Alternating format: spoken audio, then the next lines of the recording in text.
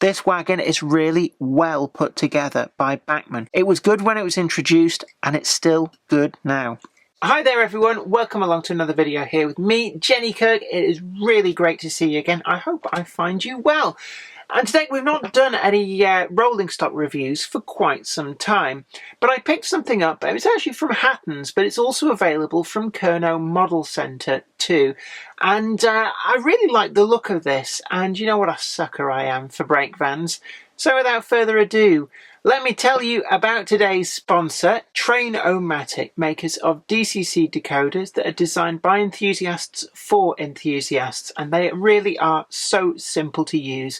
Check them out at the website trainomatic.com, and you can find a link to their products in the description box down below. But let's get on, and I really want to show you this model. I'm really pleased to pick this up, so come with me and I'll show you what I got.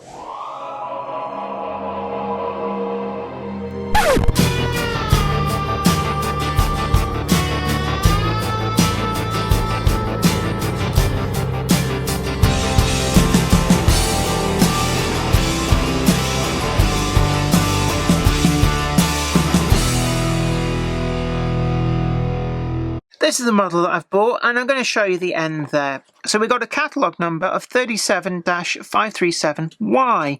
Of course, that Y suffix means that it's a specially commissioned model. 20-ton brake van, BR Bauxite and yellow, weathered. Produced exclusively for Kernow Model Rail Centre, MRC. Now, Hatton's have these in stock, and I believe that Hatton's have done a deal with Kernow Model Rail Centre to help them sell these. So you can get them from either. And we're going to put an affiliate link down below to Hatton's because we've got that link to hand. But also you can support Kernow directly if you so choose. And it's really nice when you get these specially commissioned models. I'm a bit of a sucker for them.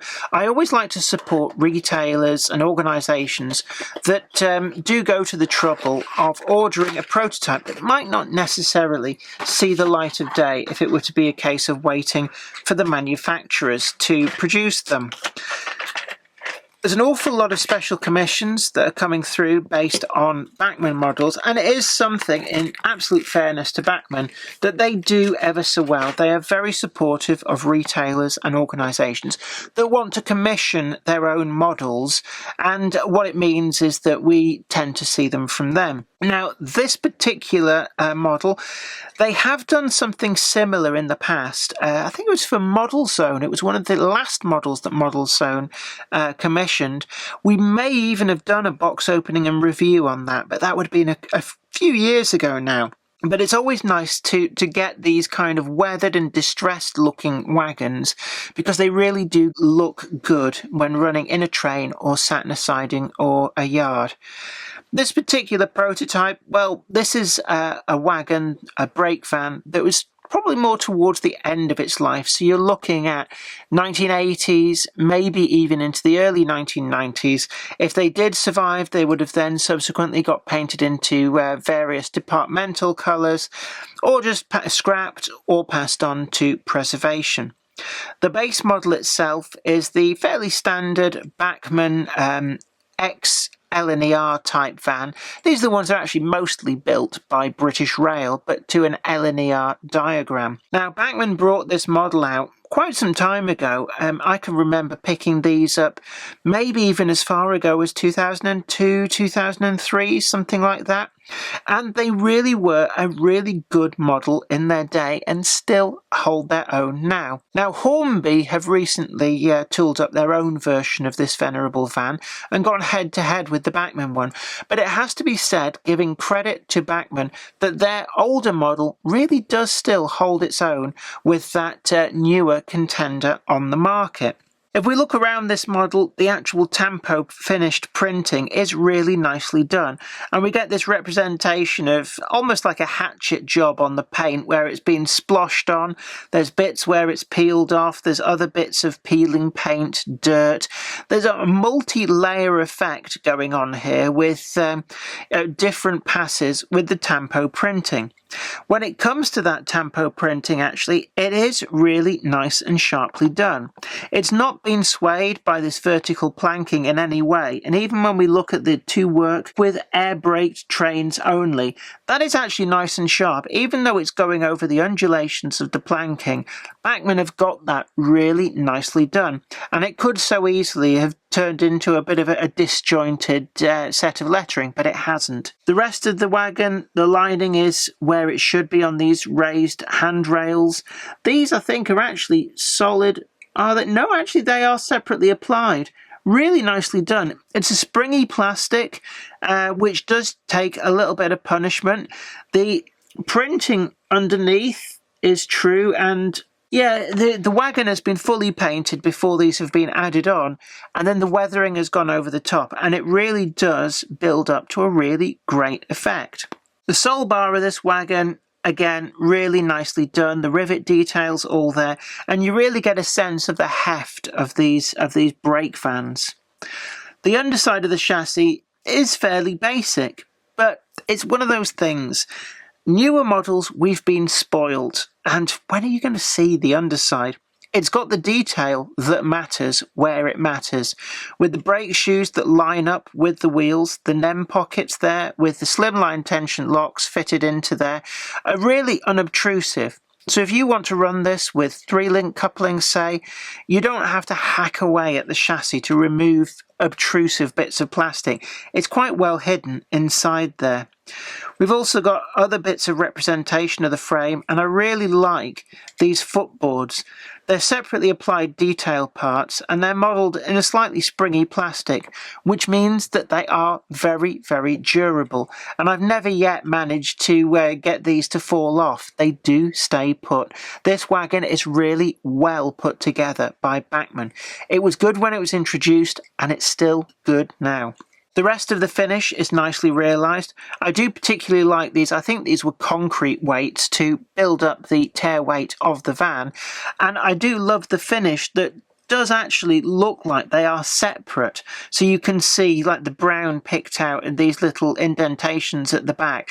And it does look really nice, exacerbated and made even better by that very, very good light brush over of weathering. The rest of the ends, we've got flush glazing, and actually these are quite dirty in there, but you would get that with these vans. These vans wouldn't really get particularly cleaned, so you could well imagine an unkept brake van such as this that didn't really have a resident guard, wasn't really loved or cared for, would get into one heck of a state, and this wagon actually captures that quite nicely.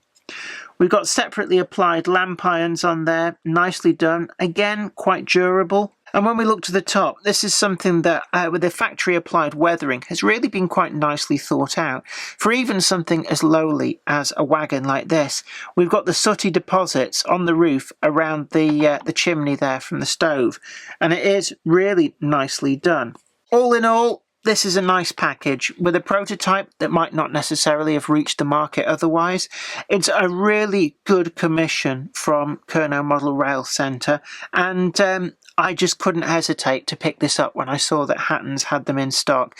I was over there in the shop, and well, it would have been rude not to. So, to the scores. For this wagon, the finish is pretty good. I particularly like the sharpness of the tampo printing and the fact that it doesn't actually get compromised by those vertical planks.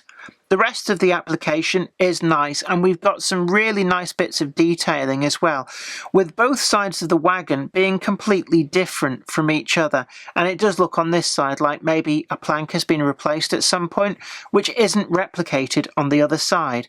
It gives this wagon a really unique feel, like a lot of care and attention has gone into it. So for finish, I feel that this is well deserved of a 9.1 out of 10. Functionality, well, it just works the way it should. There's not really a lot to say about a wagon. The couplings, they're reliable, they're easy to change if you need to. The wheels are free running, and the wheels that Bachmann use are really nice. So, you know, there's not really much to fault. In terms of prototypical accuracy, this is a van probably more towards the end of its working life, but certainly for those of you who like to model the 1980s period in particular, these are really nice additions to provide variety to your rolling stock fleet. So for functionality, I'm going to give this a 9.4 out of 10. Ease of use. Well, there's nothing really to DCC fit. If you want to do anything on the interior of this van, it is pretty easy to take apart. The body is held on by clips. It does come apart pretty well. If you want to fit it with P4 or EM wheels, then there is sort of space to do that, and it is pretty easy to get these wheel sets out. So I can't really see anything that's a major detraction, so I'm going to give this a 9.2 out of 10. We come to aesthetics. Aesthetically, I think that this wagon is a really nice wagon. It was tooled up some time ago, and, well, maybe there are a few things that Hornby have an advantage. In coming second to the market, it's easy to look at something that's already there and say, well, we'll do that, but we'll tweak that, and we'll tweak that as well, and we'll make it that little bit better. But that, for me, doesn't mark down particularly the older model. In its day, this was streets ahead of what it replaced, and it still does hold its head up high against the competition. So, for aesthetics, it may be not quite as good as the Hornby model, but it's close in my book, and I'm going to give this a 9.0 out of 10. In terms of value for money, this I suppose is where the elephant in the room is always about the ever-increasing price. It is a special commission, and that does mean you're going to pay a premium for this. The retailer has taken on a lot of risk effectively by buying outright an entire production run of at least 500 models, and you've got to take that into account. The base model itself has, over the last few years, become quite expensive, and that will of course reflect through to how much a special commission sells for. Kernow Model Centre and indeed Hatton's, who are helping them out to sell this, cannot be held responsible in any way for that. It's completely outside of their control. So I suppose any gripe with the price has to be directed firmly at Bachmann. At just over £25, this is quite an expensive brake van, especially when you consider when these vans, the base van, first came on the market, they were well below £10. So I think that in the grand scheme of things, it's not too bad, just over £25 for a brake van.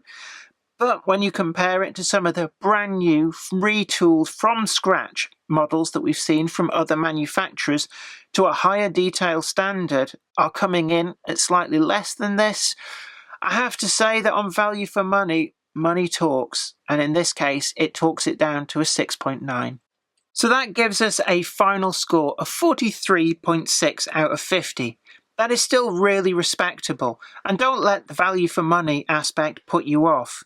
If this is a wagon that fits your period, then even at that price, it's still actually not too bad, and it's one that I can well justify, and I'm pleased to add to my fleet. Can I recommend this wagon?